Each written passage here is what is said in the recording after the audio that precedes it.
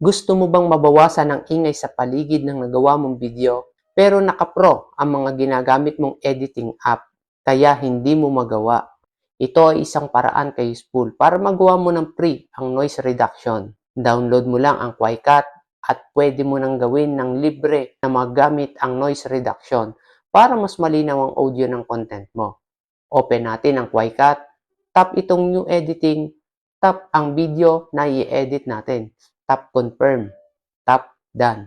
Tap natin itong nasa timeline. Swipe natin ang tool sa ibaba at itap natin itong denoise. Tap natin ang circle sa kaliwa.